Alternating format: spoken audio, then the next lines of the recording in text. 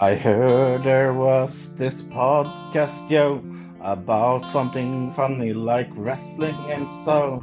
And you really care about wrestling, don't you? There are drop kicks and leases all over the board, and then something called a wrestling hold. It's a super duper fun podcast about wrestling. That wrestling show.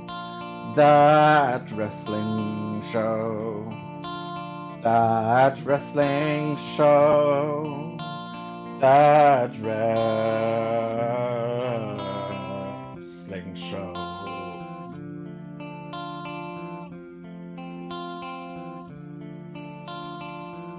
Well, Fro and Bill and maybe a guest or two is here to hold your hand and guide you through a podcast about wrestling.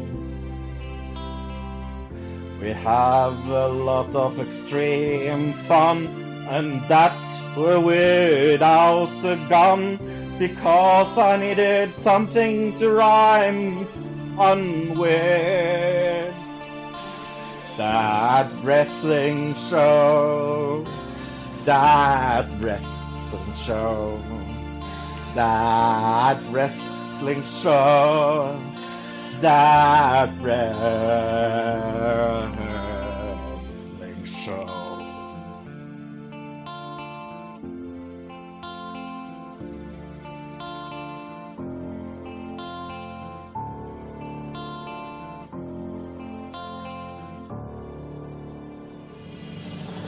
Well, sit your behinds gently down and listen to our podcast sound and try to guess this week's pro question. You win a lot of cool things and also help Bill with his bills. That's a super duper fun competition. That wrestling show. That wrestling show. That wrestling show. That wrestling show. That wrestling show. That wrestling show. That wrestling show.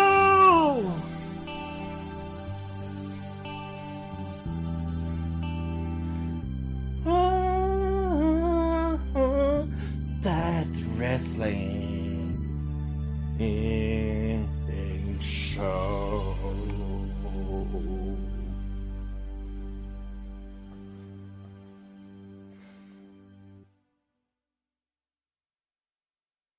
Time this week for Middle Name Pride Day. It's That Wrestling Show, the only podcast where all pro wrestling matters. And Fro, do you have pride in your middle name? No. Oh. Happy International Women's Day, by the way. Oh yes, today is International Women's Day. Tomorrow is Panic Day. I'm not kidding. Panic? Panic. Okay. And Sunday is International Find a Payphone Booth Day. No. Yeah, you're joking, No, man. I'm not joking. This is an honest-to-God holiday. Why? I don't know why. I'm not the one who came up with these holidays. So anyway, this week we are going to preview the Fastlane pay-per-view. We're also going to talk about other news going on in the world of wrestling. Plus, we have a couple of segments that are going to air during the show this week. So, why don't we get our non-wrestling related topics out of the way now before we go any further, if we have any?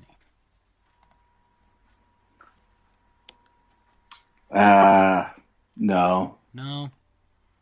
I came home from the hospital today. Maybe. That was fun.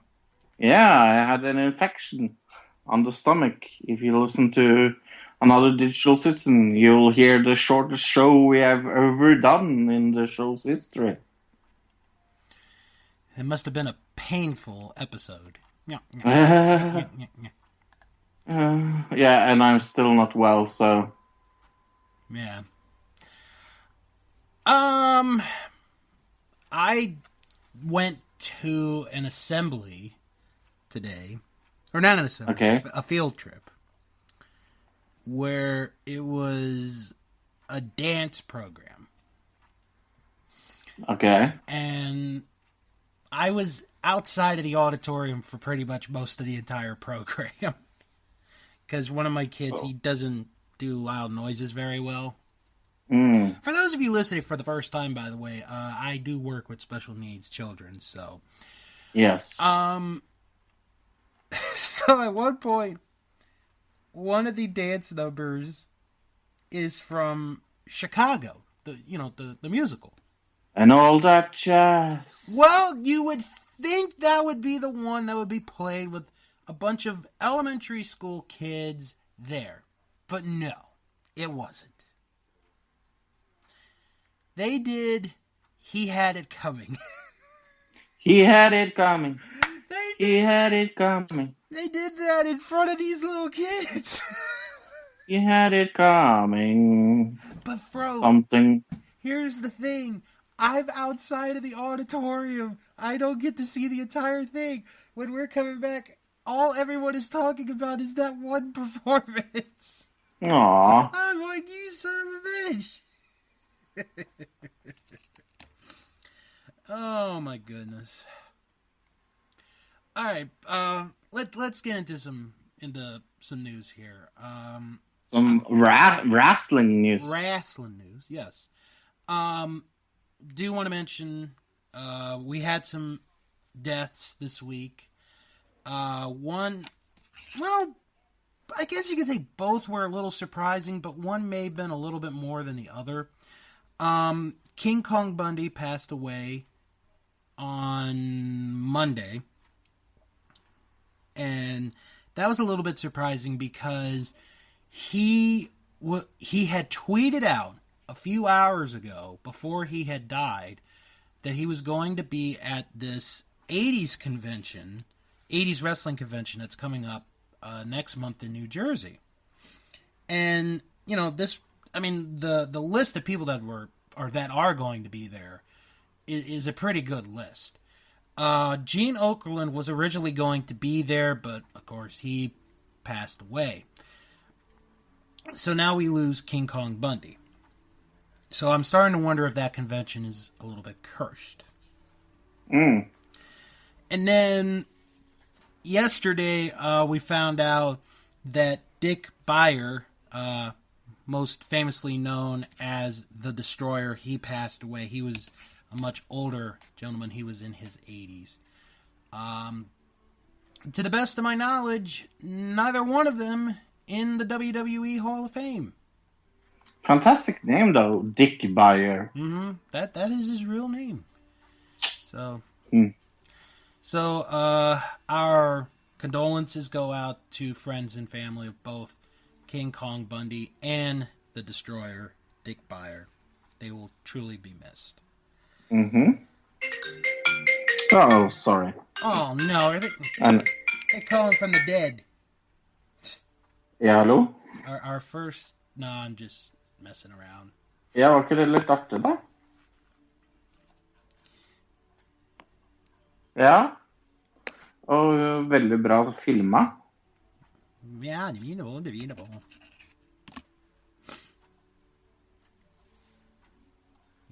Ja, altså, er det morsomt med jeg tror nok dette er litt lagd for litt yngre folk enn oss. Er det lov å si det? Yeah, you tell them.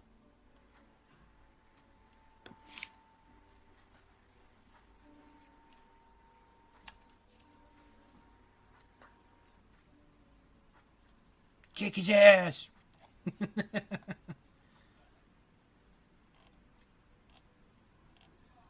No, just messing around.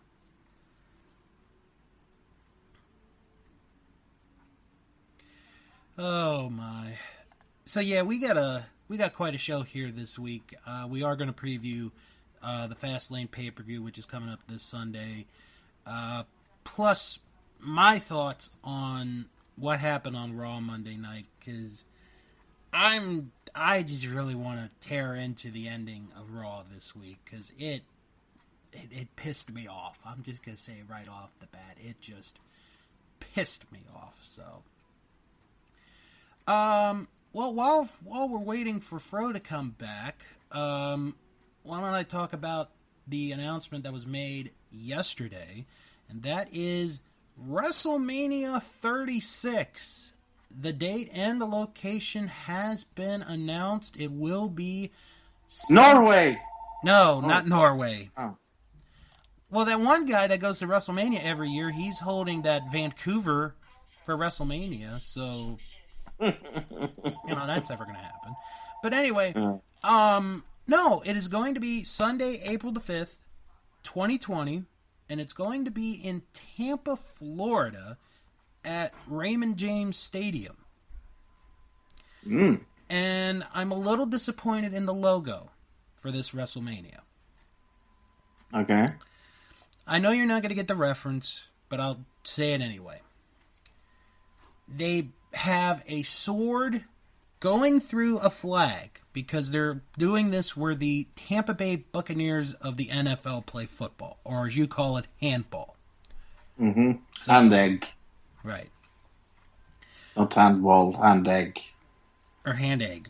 So that was announced yesterday, Sunday, April the 5th, 2020, WrestleMania 36, Tampa Bay, Florida. So, not a bad location. I mean, they've been to Orlando twice. They've been to Miami once before. I think Tampa's a good candidate. And then after that, maybe some other cities or countries can host WrestleMania. Yeah, get out of that. That would be nice. Yeah. Washington, D.C. I know, it's never going to happen. I know. Dream. Exactly. Dream. Okay. So we talked about we talk about sometimes some weird stuff that we see wrestling related, either it be on the internet or at a show or on TV or whatever. Mm-hmm.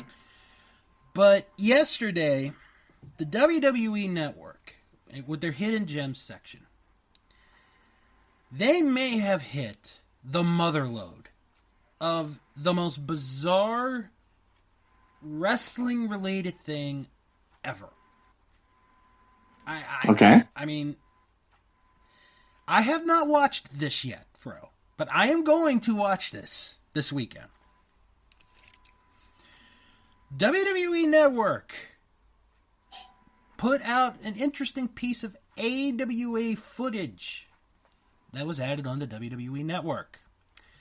Okay. It is a 1-hour promotional video done in conjunction with Kellogg's cereal.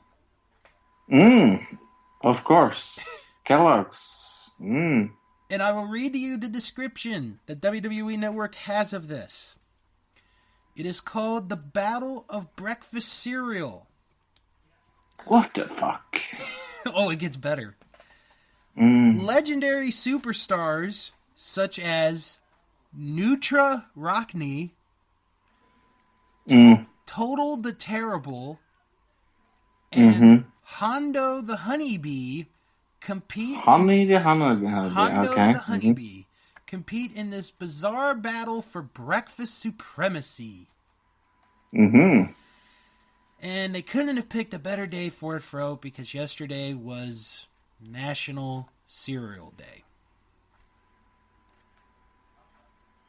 Couldn't have picked a better time to put it up. National Cereal Day. How did they find that? That's unbelievable. That is incredible. I'm going to watch that this weekend. I want to see how bad this is. Oh my god. Oh man. Now we have some good news to report. Okay. And I mentioned this show before.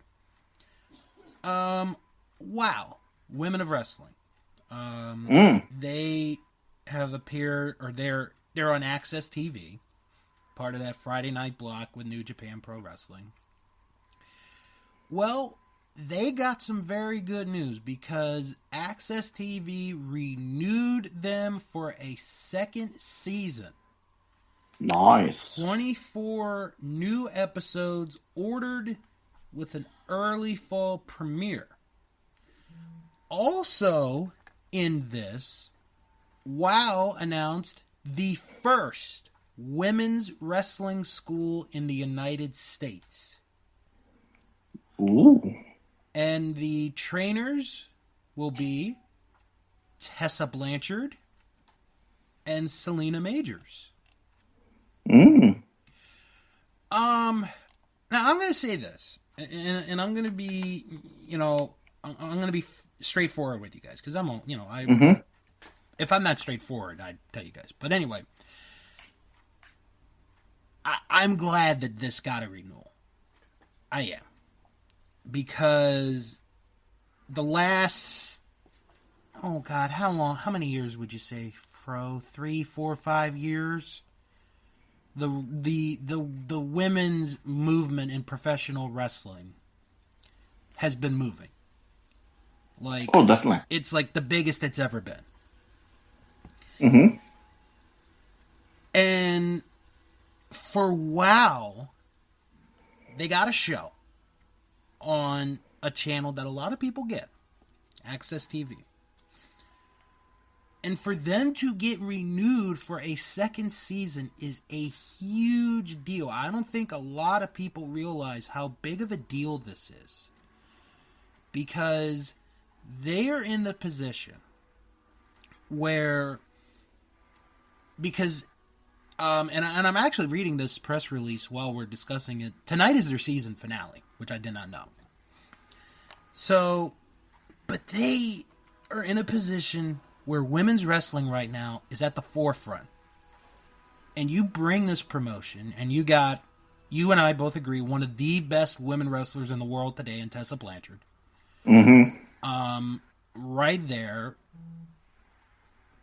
I mean, I can't feel anything else but happy for them. I'm very, very surprised that they got her, to be honest.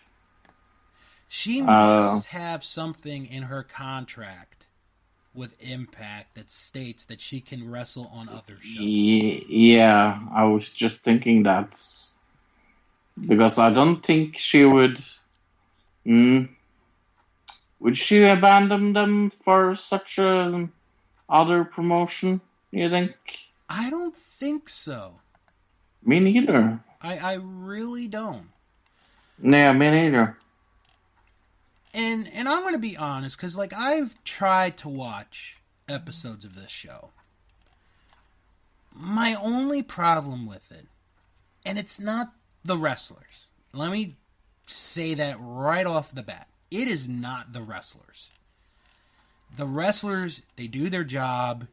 You know, they're good wrestlers. I mean, you got some that, they're a little bit hidden, and if you watch them, they got potential to be something. My problem is, it's too gimmicky.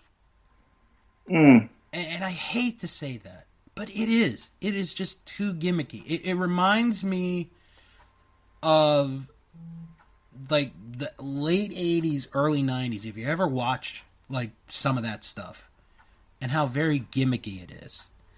I'm not saying the product's bad. I'm not. It's just the gimmicks. There's like the only ones that I could relate to, that I could, get behind, are Tessa Blanchard and Santana Garrett. Because they don't have a gimmick. They're themselves.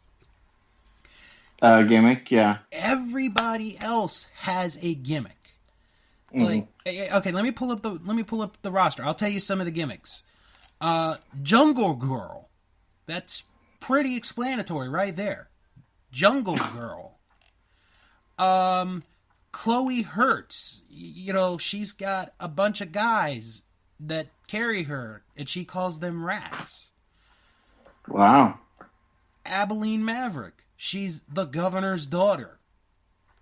There's your gimmick right there. Jessie Jones. She's a redneck who wants to make wrestling great again. That's a good gimmick, though. Mm-hmm. The Beast. She's basically Jazz, but not as good as Jazz, if you remember Jazz. Mm-hmm. Chantilly Chella. She goes to these music festivals. That's her gimmick. Azteca. I think the name pretty much describes it right there. Azteca. Fire. That one is her parents didn't want her to be a wrestler, but fire brings something out of her, and, you know. Siren. She's a voodoo person. She's a voodoo person? She is. That's her gimmick. It's just the gimmicks, I think, are a little bit too much for me. Yeah. I'm not saying the product's bad. They're good wrestlers. I just can't get into it. But I really do hope that they get a lot of success in the very near future. I really do. Yeah, no, I totally agree. We want promotions that are independent to do good, because that will help the big promotions getting better as well. Mm-hmm. Oh, absolutely. Absolutely. All right. I have to talk about Raw this week. But do you? Well, one particular part, Fro. Okay. And I've been waiting all week to talk about this. Okay. So there were some good parts of Raw this week. Okay. The interaction with Roman Reigns and Seth and Dean, and then the eventual reformation of the Shield. Okay, that was good. They had some segments with a couple guys from Saturday Night Live who we find out are going to be a part of WrestleMania. Saturday Slam. Okay. Yes, that's something else. Mm-hmm. Yes. Yeah. And then we get to the Raw Women's title. Where I'm going with this, it's going to go into two different ideas. The first idea is me complaining as a fan, and the other one is an idea that I have. Okay. So a week ago on Raw, Ronda Rousey wants to confront Vince McMahon, but Stephanie comes out, and Ronda's like, "Give me Becky. I want Becky in the match." Because, she's been suspended for 60 days, and her suspension ends after WrestleMania. So Stephanie's like, no, it's you and Charlotte. So Ronda drops the Raw Women's title in the middle of the ring and leaves. Yeah, I saw that. Okay, yeah. You saw that. Okay. So they hyped up a little bit during the show. The decision that's going to be made about the Raw Women's title. Okay. So I'm thinking, okay, we're going to get a segment out of this. Well, it starts as a backstage interview. So the lovely Charlie Caruso interviews Stephanie McMahon. So she explains that what Ronda did basically meant that she has vacated the Raw Women's title. Okay, so I want you to remember that for later. Remember that for later. Also, I don't agree. Dropping it in the ring in front of your boss is vacating the title. But that's me. Well, like I said, just remember that for when. Okay. We come back. Okay. So they also announce, or Stephanie McMahon does, that they like chaos. So they have lifted the 60-day suspension of Becky Lynch. So Becky Lynch is no longer suspended.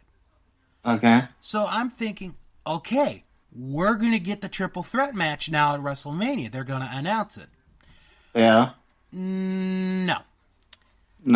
Stephanie announces that Becky Lynch will face Charlotte Flair at Fastlane for the vacant Raw Women's title. But it gets better. The only way this match happens is if Becky Lynch signs a release stating that whatever happens to her in the ring, WWE is not liable for whatever happens. So basically, if Becky signs it, she can't sue WWE. So we go to the end of the night. So this is the last segment. Okay. So Stephanie comes out, she introduces Charlotte, and then she introduces Becky. So Charlotte's being a little cocky. She's like, well, why don't you just give me the belt now? Just give me the belt. I'm going to beat her. So Becky signs the waiver. She signs the waiver, and we have the match. The match is made now. It is going to be Becky and Charlotte at Fastlane for the Raw Women's title. Oh, wait a minute. Here comes Ronda Rousey. Ronda Rousey's storming to the ring. She's pissed. So, we actually get a commercial break in this. This is a 20-minute segment to end Raw. So, Ronda comes out, and Fro, even if I told you this, like, the day after, you still wouldn't have believed what I'm going to say next. Ronda Rousey says that she never vacated the title. She is still the champion, and she wants her belt back. And guess what happens? Stephanie, she gets it? She gets the damn belt back. Okay. I'm watching this, and I am like, you have got to be shitting me. Yeah, I'm not sure this makes any sense. No, it doesn't. So, now, the match at Fastlane changes. It's still Charlotte and Becky. But here's how it's set. Number one contender? Well, not quite. That's not a bad guess, though. No, it's not a bad guess. It's a good guess. If Becky wins, the match becomes a triple threat match. However, I like that. However, if Charlotte wins, that's it. Becky cannot get another opportunity to get involved in the match. She is done. I like that. So then, Ronda cuts a really good promo, I thought. So she's definitely going to win, just by the way. Oh God, yeah. I mean, we'll talk about it briefly. We'll talk about it briefly when we make our picks, but Ronda cuts they can't make this kind of stipulation without her winning. Yeah. So Ronda cuts a really good promo. That would be insane. Ronda cuts a really good promo about how she's basically had enough. Like, she's been this nice person for a year, blah, blah, blah. She's done. And she's like, screw the woo, forget the man, it's no more Miss Nice Bitch.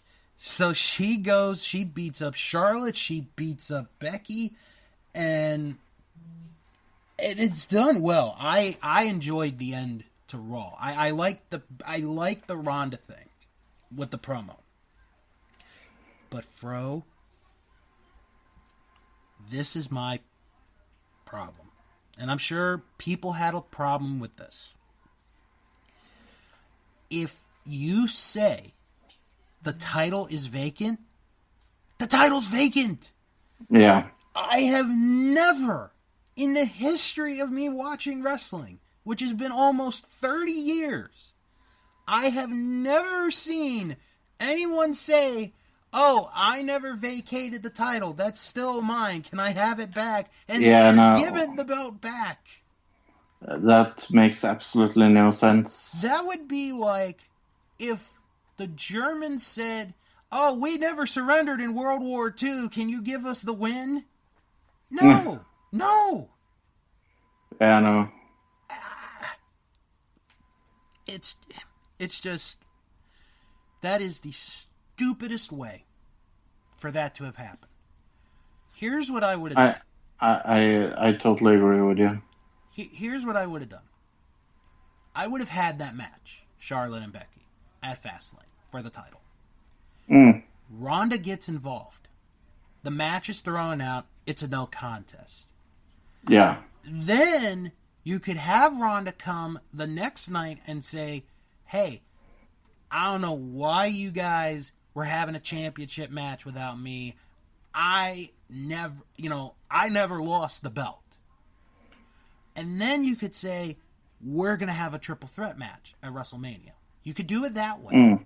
Or you could have had it where if Charlotte loses the match, she loses her spot in the match. But this goes back to another story that I have a tremendous idea for, that WWE is just not capitalizing on, Fro. Because Vince McMahon made, he put Charlotte into that match, basically overruling Stephanie and Triple H when they wanted the apology. And then last week on SmackDown, overruled Kofi Kingston being the number one contender and putting Kevin Owens into the match with Daniel Bryan. Fro, they are missing a tremendous opportunity, WWE is, to have this story of Shane, Stephanie, and Hunter at odds with Vince and being, "Why are you doing this to us? We promised these people change, and you're not allowing us the change."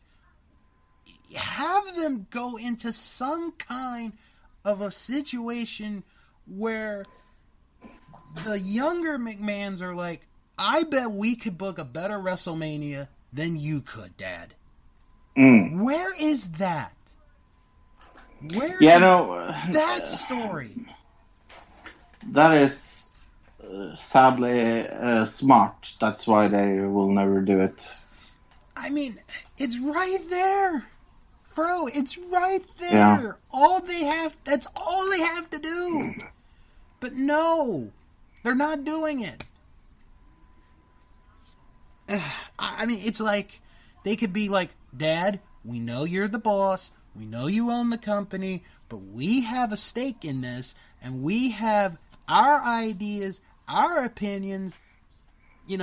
Just, why not? Why not get that opportunity?" Yeah, no. I just don't get it. I really don't.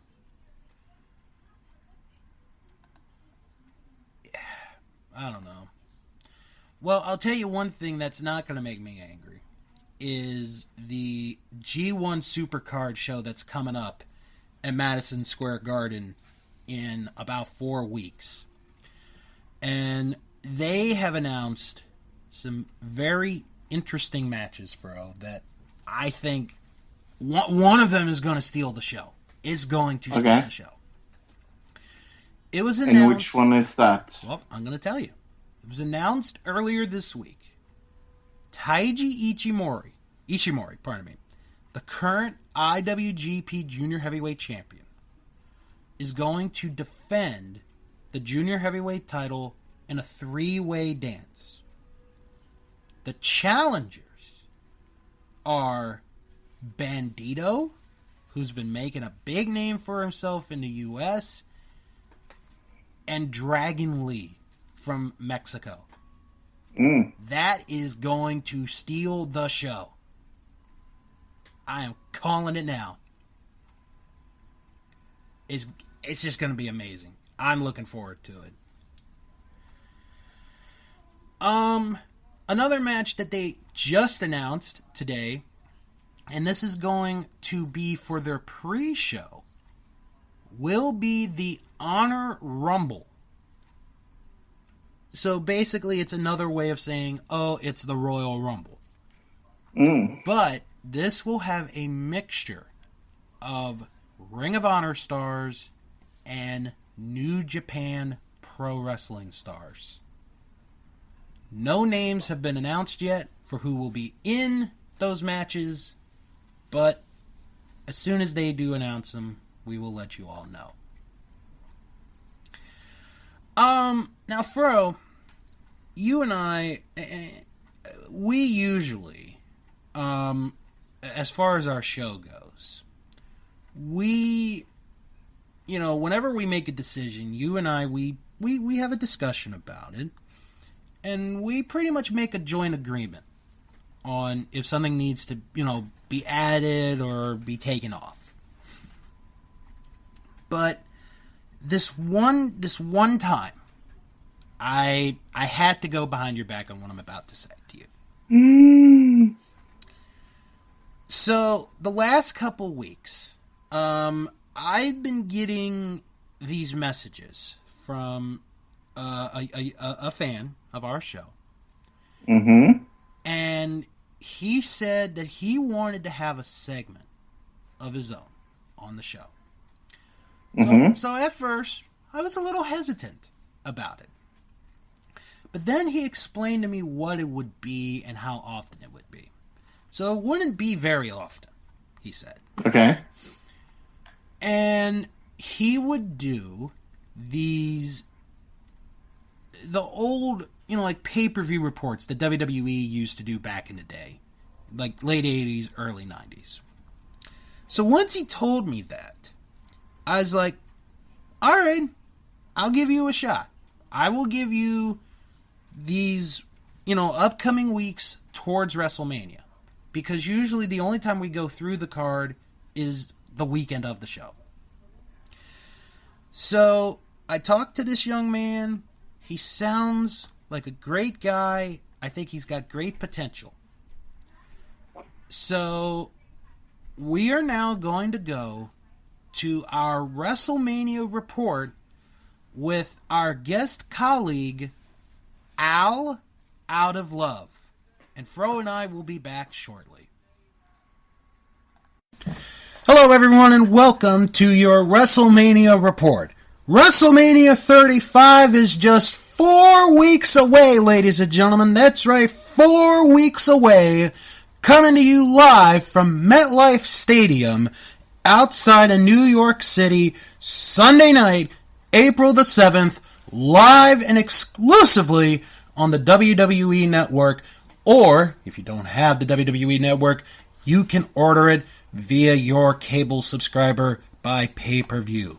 This WrestleMania, ladies and gentlemen, could go down as one of the greatest WrestleManias of all time. Even though we are just 4 weeks away from the Showcase of the Immortals, 2 championship matches could very well decide the very future of World Wrestling Entertainment.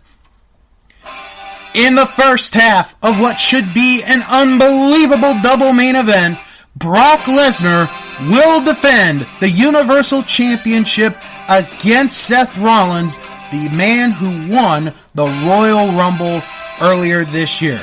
Now, Seth Rollins, over the last several weeks, he's been a little bit preoccupied with the return of Roman Reigns back to competition after announcing he is in remission from leukemia. Will Seth's focus be on the Beast Incarnate come 4 weeks on Sunday, April the 7th? The other half of what will be a humongous double main event at WrestleMania, the Raw Women's Championship on the line as Ronda Rousey defends the Raw Women's title against Charlotte Flair. However, that match could change into a triple threat match after this Sunday night's Fastlane pay-per-view. If Becky Lynch beats Charlotte Flair, it becomes a triple threat match for the Raw Women's Championship. If she cannot beat Charlotte, it will be Flair and Rousey standing in the middle of the ring at MetLife Stadium. Now, earlier this week on Monday Night Raw, we got the word and we got the news that Michael Shea and Colin Jost from Saturday Night Live's Weekend Update would be the special correspondents for this year's WrestleMania. Now, let's just say that this past Monday night on Raw, Colin Jost had, well, quite a first introduction to the world of WWE. Colin, we're going to be correspondents for WrestleMania, okay? I need you to take this serious. And take this stupid hat off. Look, I am taking this seriously, okay? And I do know WWE. I'm up to date. Bushwhackers, Coco Beware, Razor Ramon. And I cannot wait to figure out what The Rock is cooking. We have got to get you a TV, okay? Look, we work in live TV already. We've already seen everything. I mean, what could surprise us? That's weird. That's strange. I've not seen that before. Okay. Is it like shoe polish? I don't know. It smells like vodka. Look, I think we just got to embrace this. We got to enjoy the moment. You know? Oh, my goodness. Man, oh, man, oh, man. First weekend update. Now special guest correspondents for WrestleMania. Man, can I get a picture? Oh, absolutely. Oh, yeah, this is going to be so good. My kids are going to love this. Oh, okay. Come on, man, take the picture. Yeah, Come well, on. I actually also host. I just really need you to take that picture. Okay, and start talking. This is Smile, guys. Yeah, You like look you don't great. speak English. Really cute. Really cute. My So you want to goodness, do thank one you with so me much. now? Or, Actually, no, I'm going to get me a cheesecake. I'll holler at you. Oh, okay. Well, nice meeting you, sir. Hey! Hey! Hey! Hey!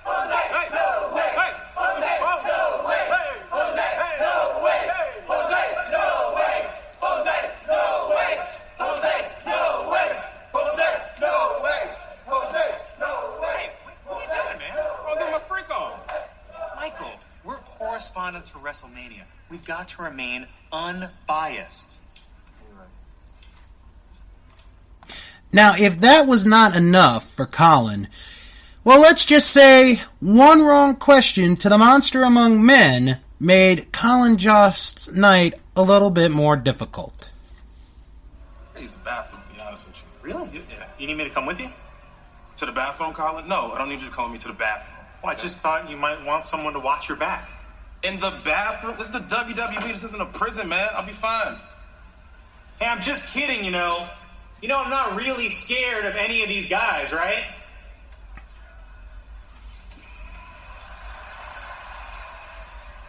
You're a funny guy, Colin Jost.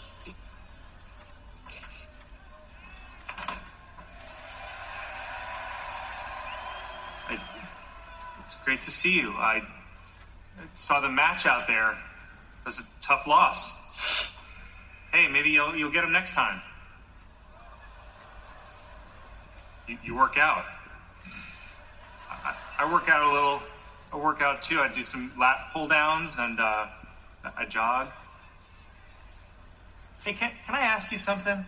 Just like between me and you, is any of this stuff even real?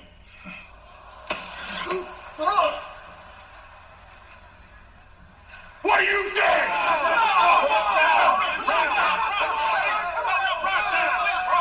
He's stupid. He's real stupid. I'm sorry. What the Does that heck, answer man? your question? Sorry, there's a misunderstanding. He's real dumb. I'll see you guys at WrestleMania. Yeah, run away. All right, from now on, we only use the bathroom together. He's not really going to WrestleMania, right? Well, I'll tell you, Scarlett Johansson, if you are listening to this podcast, you might want to consider finding a new boyfriend, because if the actions and interactions of Colin Jost had any indication of what could happen in just 4 weeks' time on Sunday, April the 7th at WrestleMania, then I'm afraid to say that Weekend Update might only be a one-man segment. Folks, it is not too late to sign up for the WWE Network to be a part of what will truly be one of the greatest WrestleManias of all time. Now you come back here next week for another WrestleMania report, and I will have more details on more matches that will be announced for this year's WrestleMania. With your WrestleMania report, I'm Al Outta Love.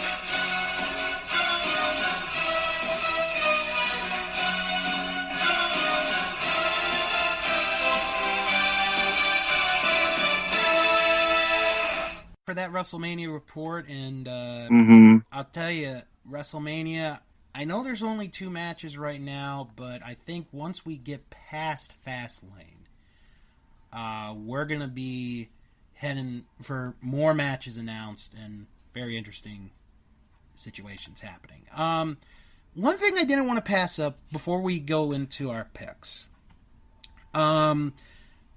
Our discussion of the WWE Hall of Fame. It was announced this week.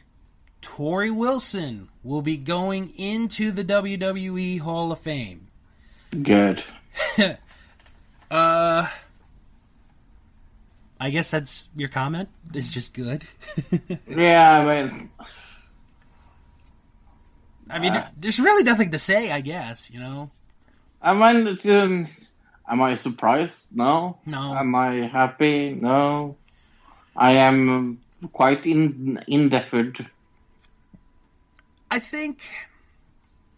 I mean, she's never been one of my big heroes in women's wrestling. Right. So it's hard to get super excited for Tori Wilson. Yeah. I will say this briefly. Because I do want to save everything for when we have our Hall of Fame discussion, which is 3 weeks away, by the way, folks. Fro and I, we're gonna dissect that entire class. Oh yeah. Tori Wilson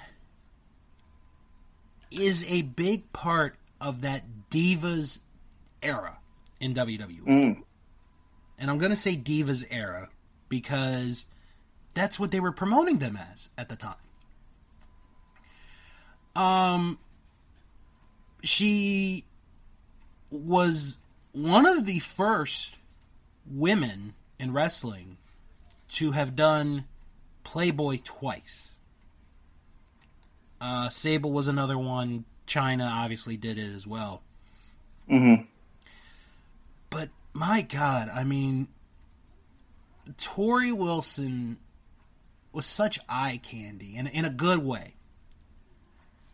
Can I just say that this Hall of Fame is getting more and more less interesting as time flies?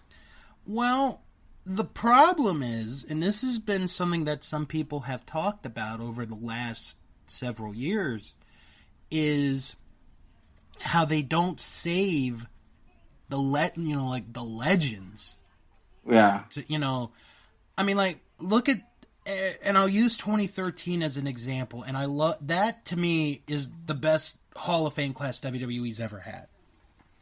Oh yeah, you had Mick Foley, Bruno Sammartino, Bob Backlund, Booker T, and Trish Stratus.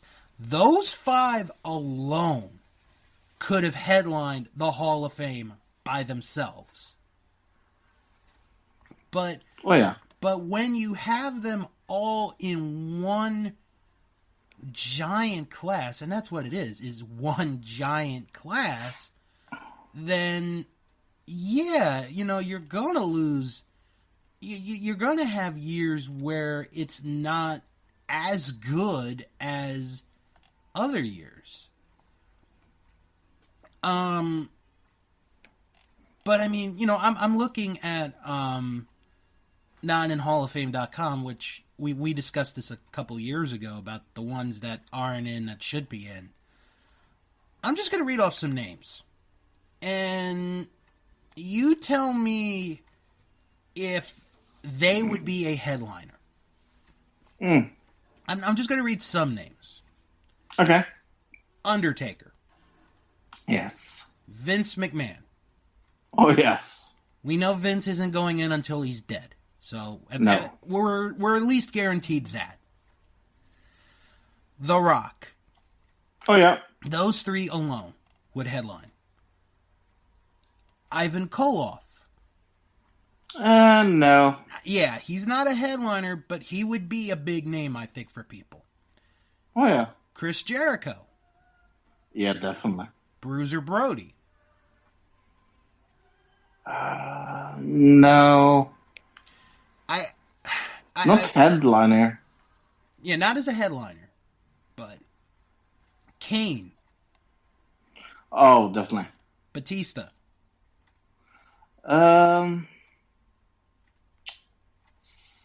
Ooh. We've had this discussion before in the past. Yeah. Is Batista headliner? I guess so. Owen Hart. Oh, definitely. Big Show. No. Paul Heyman. Yes, but they would never do that as a headliner. Rob Van Dam. No. JBL. Yes, funny enough. I would see JBL as a headliner for a Hall of Fame class. I really would. So, I think what we're looking at, and I think, and I'll say it again when we do this in 3 weeks, with DX being the headliner, I think we're now getting into the point, and I don't know how long of a period it's going to be, where the headliner is not that big of a headliner. It definitely needs to be bigger than what they have so far. Right. I would be disappointed if I bought tickets to the Hall of Fame just to have it. And this is what gets me. Yeah. And the thing is, when they made the switch with TakeOver to be on the night before WrestleMania, my first thought was, this had better be somebody big. It had better be a huge name, like a Rock or an Undertaker. Instead, and this is with all due respect, we get DX. Yeah. So I hope they get someone bigger soon, because right now the Hall of Fame is. I would even go so far to say that last year's is better so far. Oh yeah, and remember who headlined that? Yeah, Mr. The Hall of Fame sucks, Goldberg. So yeah. Okay, I wanted to read, and I mean he deserves to headline, just like he does. This, yeah. Okay, I wanted to read this real quick. Because if you haven't heard by now, SmackDown's going on Fox this fall. Really? I didn't know. I don't know if you've heard that. No. Well, Fox, I guess, had a meeting with WWE recently. And they said to them, they want WWE to go back to TV 14. Wow. these are the word. This is what Fox. This is from a report. The Fox network is, quote, looking for WWE to produce a more edgier product, and that they aren't looking to give into the PC culture that dominates current WWE programming. Bravo! Wow. Bravo! I'm quite surprised. Well, I mean, they got a point, to be honest. I mean, because, I mean, I'm not saying let's go back to the Attitude Era, because I don't think we ever should, because that was a time in itself. But I think if you could be a little bit edgy, you know, it works out. You know, it'll be fine. But make it TV-14. I don't think it'll hurt. I really don't. Oh God, yeah, okay. I completely forgot this point, or this story. So, Arn Anderson got, well, okay, this part I didn't forget. Arn Anderson got fired last week, or got let go by WWE. Okay. He was one of 4 people that got let go. Wow. 4? Well, we know now why he got released. So, the story is, Alicia Fox arrived at a WWE house show intoxicated. She was drunk. And Arn Anderson was the person that was helping set up the match that she was supposed to have that night. Didn't really realize that she was drunk, and he sent her out to the ring to wrestle. Oh, no. So now, there was a bit of an outcry earlier this week that Alicia Fox should have also been fired. Yeah. But at the same time, WWE tried to convince her to go to rehab, and she's like... I tried to go to rehab, but I said no. Pretty much. She's like, no foxing way. Mm-hmm. And I'll be honest, I really don't think with the Arn firing, he's never going to come back. He's going to come back. It's like I heard on another podcast this week. It's one of those, for the safety of the company, we have to let you go, you know, to not have a bad image on our, you know, look. But you can come back, you know, once this is all, you know, under the bridge. So but yeah, basically, the way I see it, I think Arn made a huge mistake. Obviously, he should have known that she was drunk, but at the same time, Alicia is as responsible for her own actions as Arn Anderson is for his actions. Do I think she should be fired? I think that's a little bit harsh, unless this is not the first time. So, I think, yeah, at least give her a try. I think she should go to rehab for a little while. But what do I know? But she's going to say no. Exactly. All right, I wanted to read this last one before we go to the Fastlane pay-per-view. Apparently, there was a rumor.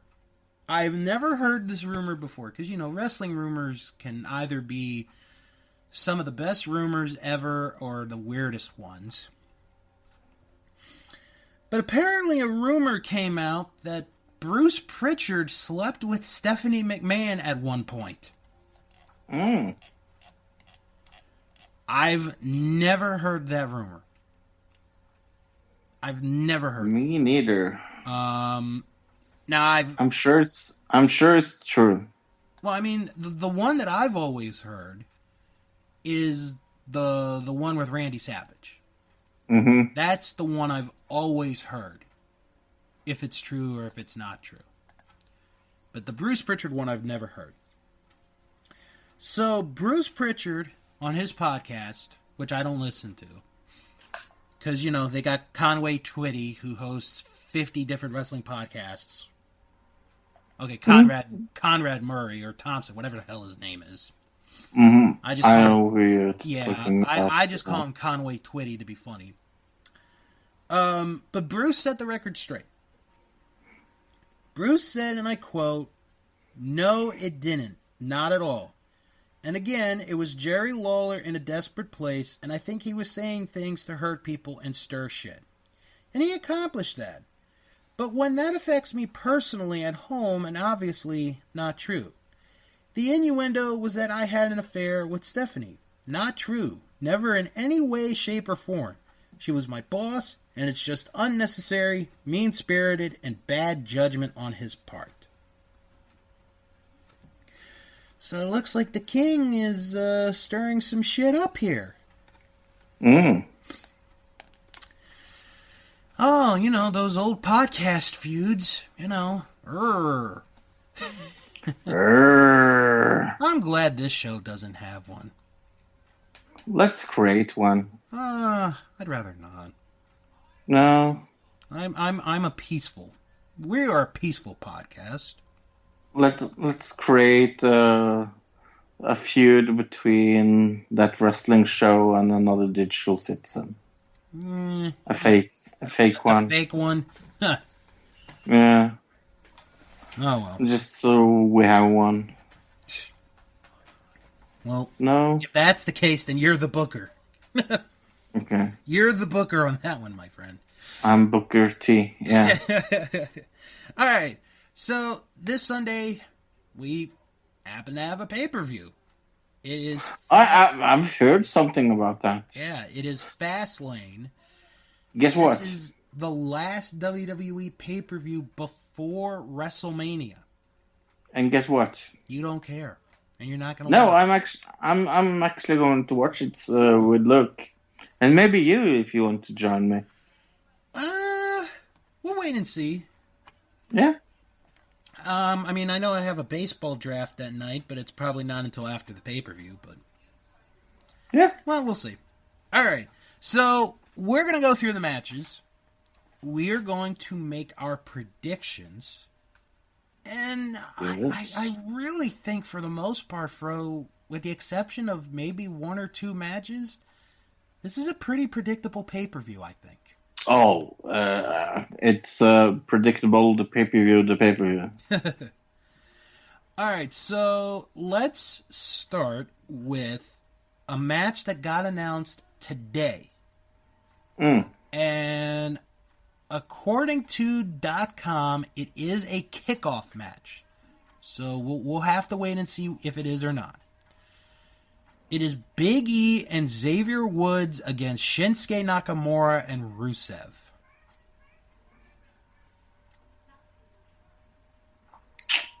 Yeah. You go first. Thanks. You know, this is maybe the hardest. Oh no. There's another one that's harder. Oh. I'm gonna go Shinsuke and Rusev only because of what's going on with New Day and with Kofi. Okay. Because I think something big is gonna happen with Kofi. Oh. Okay. So I'm gonna go Shinsuke and Rusev. I'm going to go opposite because, yeah, why not? Shinsuke and Rusev. Okay. Now this is the match that I think is the hardest one to pick. And in my not fantasy, but in the league that I'm in, I gave the confidence 1 point on this match. Rey Mysterio versus Andrade. Okay. This, as of now, is a kickoff match. I don't know why, It just is. That seems a little strange. I hope this gets bumped to the main show. I think it's going to be a very good match. And I hope that we get this at WrestleMania, because that will be an unbelievable match. I'm going to go with Andrade for the win.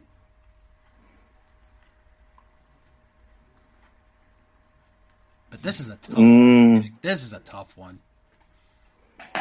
No, I agree with you. That's the thing. All right. So you're going Andrade as well. Yeah. Alrighty, so now we go to the first of many championship matches on this show. The Raw Tag Team titles will be defended.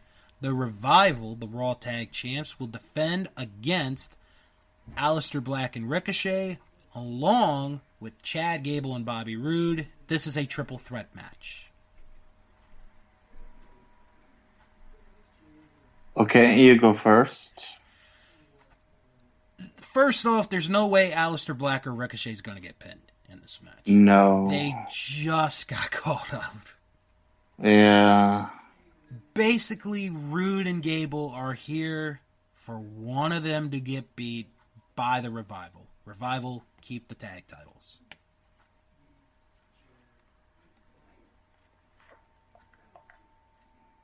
Yeah.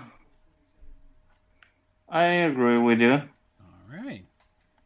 Pretty much we're agreeing on everything so far. And I think that trend is going to continue now with this next match as Asuka defends the SmackDown Women's title against Mandy Rose. Yeah. It's Asuka. It's Asuka. Yeah, it's Asuka. All right. The women's tag team titles will be defended on this show as well. Sasha Banks and Bayley will defend against Nia Jax and Tamina. Yeah, Nia Jax team. Ooh. I'm gonna actually disagree with you on this one. I think Bayley and Sasha Banks are gonna keep the titles. So, only because I think they're going to get somebody big at WrestleMania. So. Alright, the SmackDown Tag Team titles are on the line. The Usos against The Miz and Shane McMahon. Yeah. Shane McMahon. Really? You think Miz and Shane are going to win the belts back? No. No. I didn't think so. No. So, unless Miz or Shane get pulled over in a car and are drunk and want to fight a police officer between now and Sunday, the Usos are going to win this match. Now, do I believe the women's will change title just after one will pay-per-view? No, I take it back. Okay, I go with the champion. Okay. Yeah. All right. 6-man tag team match. The Shield reunited for maybe the last time? Who knows? They're going to face Baron Corbin, Drew McIntyre, and Bobby Lashley.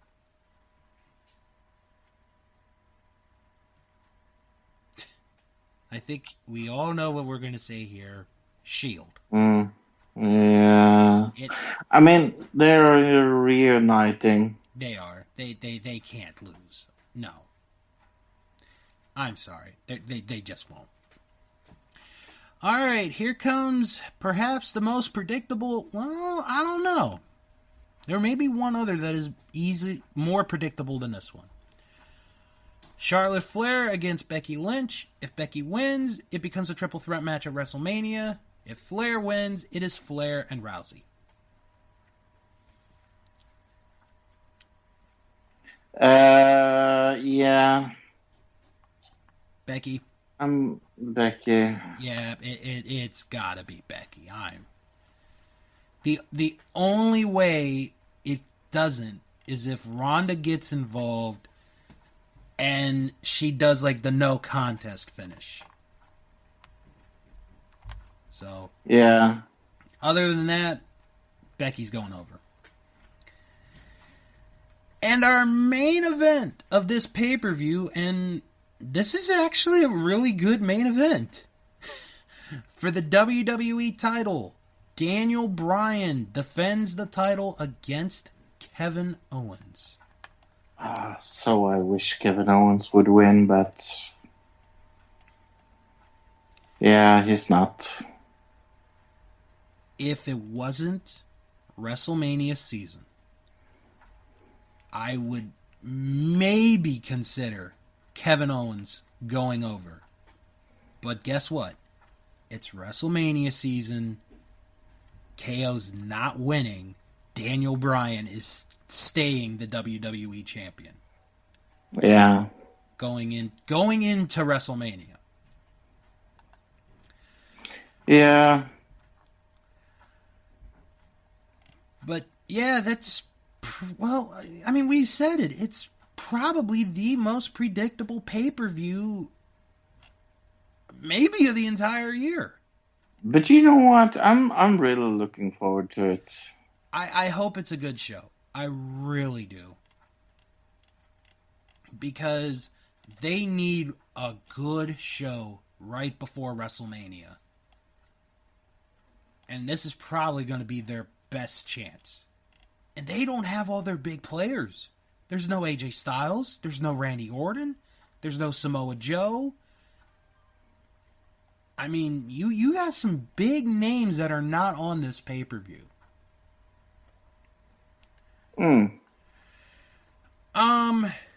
I do one more thing, and then we're going to start wrapping up. Do want to send a get well wish to Tommaso Ciampa, who underwent neck surgery, and the report is that he's going to be out for a long, long time, which sucks because he, to me, was the best heel going in WWE today. And what's wrong with him? Oh, his neck is messed up. Aww. So they had to perform a neck surgery. Actually, the pictures are online right now on WWE.com. They've had to put some screws in and bolts. So it's a bit unfortunate there. Actually, you know what? I lied because I wanted to ask you this, Fro, because you're a video gamer. I am.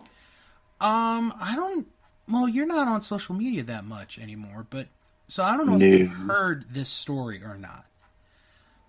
But a recent video on YouTube of a video gamer popped up, and he found a wrestling video game that was never released, that was supposed to have been a WCW video game for the NES back in 1989, and it never got released. Wow. So I'm going to send you the article. I want to thank Justin for sending me the article. It's very interesting. And the wrestlers that would have been involved, I think, is as interesting as well. But the thing is, the game was not going to be like WCW blah, blah, blah. They were using a completely different name, but they had WCW wrestlers, or images of WCW wrestlers on there. Okay. So I sent you the link. You can check it out. I will post it in our Facebook group because we do have friends that are video gamers, and this was a very interesting story. It's almost as interesting as when they found the E.T. video games for the Atari. So, all right. Well, why don't we start wrapping it up for this week, and we're going to get into some plugs. If you have any questions or comments, you can send an email. WrestlingMan at thatwrestlingshow.com. If you have any questions or comments, I will read them on the show right here. Visit our Twitter page, friend us, follow us at Wrestling Show 11. Join our Facebook group. It is That Wrestling Show fan group. You type that in the search bar, you are right there. And if you can't find it, it's okay. You click on the link in the description box and you are right there. Check out the website, thatwrestlingshow.com, and check out my Patreon page, patreon.com, / Bill's World of Podcasts. So, Fro, in your not so good health condition, what did you and Luke discuss on Another Digital Citizen? Not much. We didn't even have a main topic. We just talked about movies we've seen and things like that. Okay, that's cool. Yeah, it's a short bag. Yeah, it's a short show when I'm sick. Okay, that's cool. Want to plug some other podcasts that you guys should check out. Our Vantage Point, the Retro Wrestling Podcast with Joe Murata and Michael Quinn. They have a podcast each and every Monday going through the retro world of professional wrestling. They concluded their royal rankings of the greatest wrestling announcers of all time. I'm not gonna spoil how it ends. You guys have to check it out to see who does end up being number one. Plus a very fun review that they have. And Fro, I think I have to explain this so you understand this. See, back in the day, Fro, us kids here in the U.S., we'd wake up early for Saturday morning cartoons. Saturday. So, once a year, NBC, ABC, and CBS, they would have these primetime specials to hype up the lineup of Saturday morning cartoons that would air. Well, there is one where Rowdy Roddy Piper hosts. And it is called the All-Star Rockin' Wrestling Spectacular. The video is still up on YouTube. You can check that out. I have seen it and I've actually reviewed it, Fro. It is something different, to say the least. Also, they did their first Hall of Fame Bites, where they discussed DX and the Honky Tonk Man. Nice. A new episode of Greetings from Allentown with Peter Winson, one-man podcast where he goes through a different episode of wrestling each week. This week is a very good one. It is Superstars of Wrestling from November 1986. It is the episode where Randy Savage injures the larynx of Ricky the Dragon Steamboat. I have seen that episode. It is a great episode. You should check that one out. Also, the Wrestling Podcast About Nothing with former independent wrestling referee Mike Crockett and Ring of Honor star, maybe we'll see him at the Honor Rumble, Brian Malonis.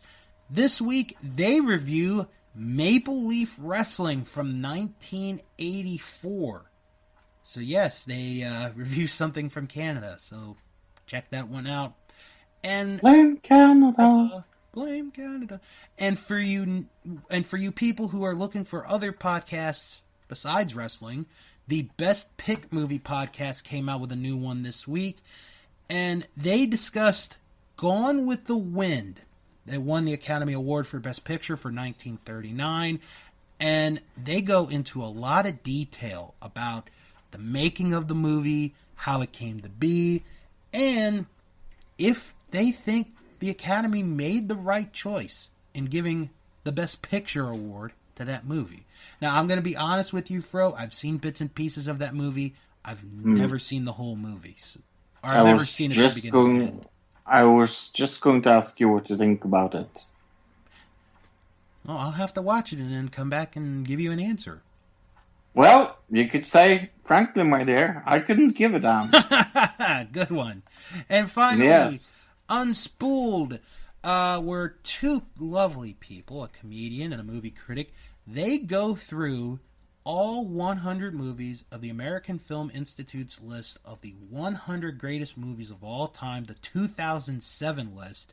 This week, they discuss a hell of a movie, Saving Private Ryan. How that one did not win Best Picture at the Academy Awards, I will never know. So you can check out those podcasts along with Another Digital Citizen. Gotta get that in. So next week, we are going to review Fastlane. And we're also going to preview Fro Ring of Honor's 17th anniversary show. They have a pay-per-view next week, so we're going to preview that show as well. So we got a lot next week to cover. Plus another WrestleMania report with Al Out of Love and who knows what else. So we're going to end the show this week with another edition of Legends of Wrestling, where I commentate a match that one of our Facebook friends recorded on his PlayStation. It's a very interesting one, to say the least. I hope you guys enjoy it. So when you are done doing whatever it is you do, and don't forget, here in the U.S., set your times forward. We go forward this weekend.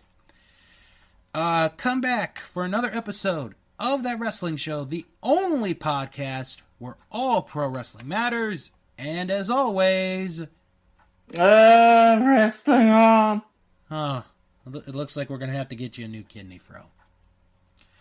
Alright, bye. Hey everybody, this is Bill, and welcome to another segment of Legends of Wrestling, where I will be doing my own commentary to a match that was recorded by one of our Facebook friends in our group using one of the WWE video games. And today is a very interesting match. It is Cactus Jack and Terry Funk under Extreme Rules. This one should be a dandy. Let's get out to ringside.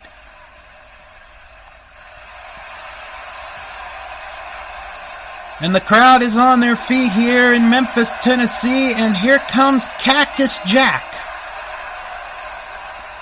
for this Extreme Rules match. And there you see the ambulance in the background near the entranceway. An ambulance may very well be needed for this contest. Cactus Jack and Terry Funk, they've had quite a legendary rivalry in the world of professional wrestling.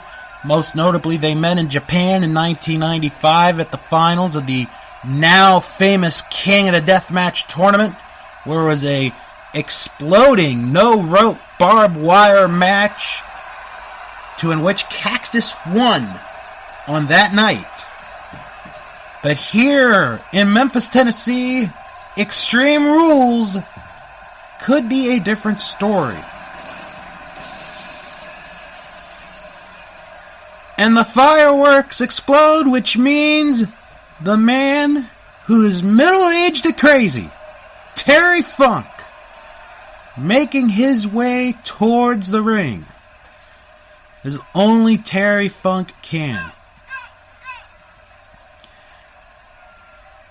This is going to be quite a battle.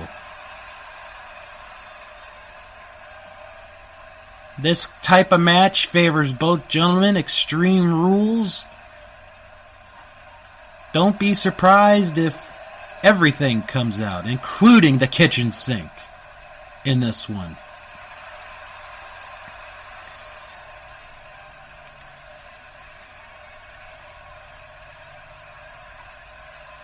Terry Funk getting these fans excited here. And we are just about ready to go.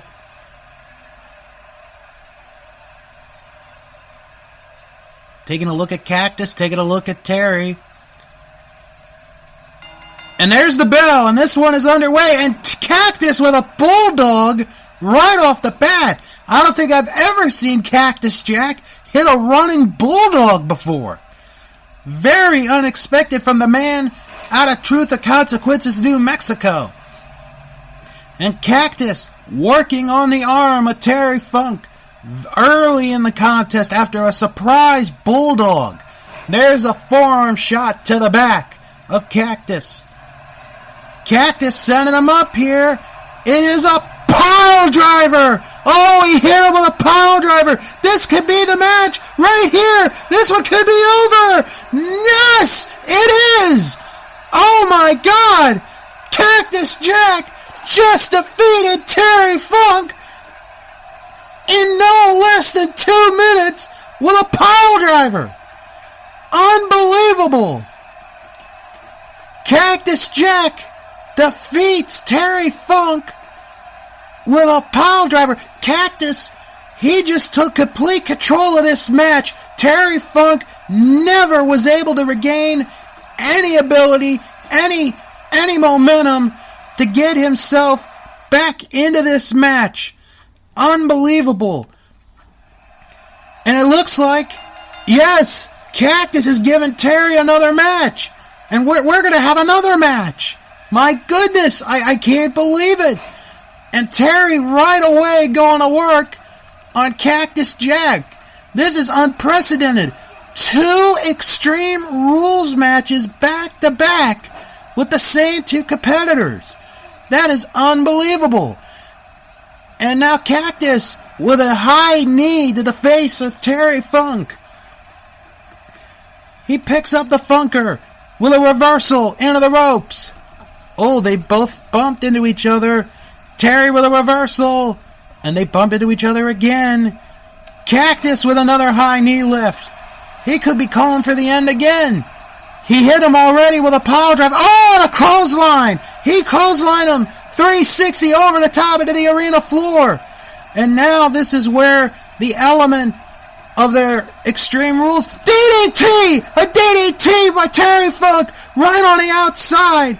The fortunate thing for Jack is that the mat covered the floor. The mat was not pulled out on that one. And now Terry, nice arm drag takedown by Cactus Jack. Oh, and Terry goes face first into the table. And now Cactus Jack, he's looking for something. He's got a kendo stick, and he's going to work on the Funker. He gave him 1 shot. I thought he would give him more, to be honest with you. And Terry thrown back into the ring.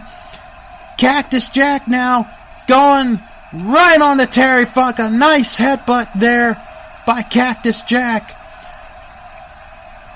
And now Cactus pulling Terry Funk up. Oh, a right hand by Terry. Look at this. A belly to belly. Oh my, a belly to belly suplex by Terry Funk and a kick to the back. Terry Funk and Cactus Jack, they're pulling out all the stops here tonight. Terry sending Cactus up. He's trying for a suplex here. He got him right in the middle of the ring.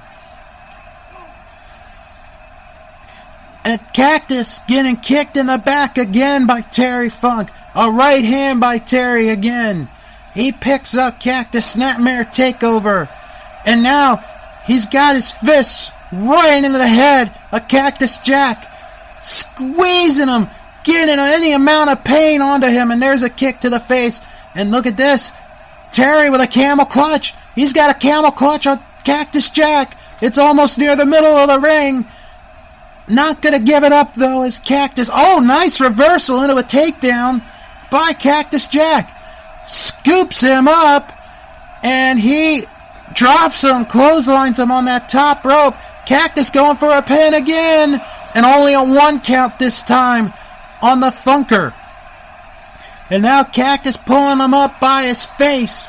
Not a pretty sight, to say the least. Terry Funk into the corner. Here comes Cactus with a knee to the body. And down goes Terry Funk. And Cactus Jack choking away on Terry Funk. Turns him over. Oh, he rakes him right in the back. Oh, but Terry Funk right back. Now he's going for a pile driver. No! Cactus reverses it into a sunset flip. Oh, and Cactus got caught with a right hand by Terry Funk. Snapmare takedown by Cactus Jack. He's pulling Terry again, right on the face. Side Russian leg sweep by Cactus Jack. He may have him here. He's got the leg hooked. There's one, and that's all he could get is a 1 count. Oh, he tried for a kick again. Terry moved out of the way. Terry tried for a forearm. He got out of the way. There's a right hand by Terry Funk, and down goes Cactus Jack. Terry now, he's going to the outside. He could be looking for some toys to play with here. And he's looking, and he found a chair. He's got a steel chair. And he drops it right onto the mat. Oh, nice single leg takedown by Terry Funk. Into the spinning toe hold. It's the same move that his brother Dory Funk Jr. won the world's heavyweight title from Gene Kiniski 50 years ago. And he may have him here. He's got a hook of the leg. There's 2. And no. Cactus out at 2. Terry Funk thought he had him with the famous spinning toe hold. The Funks do that perfectly. And it looked perfect on that occasion. But Terry didn't get the 3 count or the submission on that one. Cactus with a right hand. Cactus with a reversal. Terry goes into the corner. There's a boot by Cactus Jack. Let's see what he's going to do here. Runs his knees into the head of Terry Funk. And this may do it. No, now he's bashing his head onto the mat. Right near the chair. Right near the steel chair. And Cactus picking up Terry Funk again. Oh no, not another pile driver. This is a second pile driver. A second pile driver by Cactus Jack on a Terry Funk. And that may do it again. 1, 2, 3. Cactus Jack with the same move he won the first time around. Beats Terry the second time around. We're going to look at some of the replays. That clothesline on the top rope on a Terry Funk. There by Cactus Jack. And now we're going to look a little bit further now into this match. A nice side Russian leg sweep by Cactus Jack on the Terry Funk. That did not get the 3 count, however, as we're taking a look. And as we will see here, the famous spinning toe hold by Terry Funk couldn't quite get the job on Cactus Jack. This was probably Terry's best chance to win, but it just didn't quite work. And then Cactus Jack with a second pile driver delivered within mere minutes. Right here we're going to see the running knees to the head of Terry Funk. And that led to the pile driver. 2 pile drivers, 2 victories for Cactus Jack over Terry Funk. And that will do it for this segment. Next time around, we're going to have some tag team action next time. Hope you guys enjoyed this. Talk to you all next time.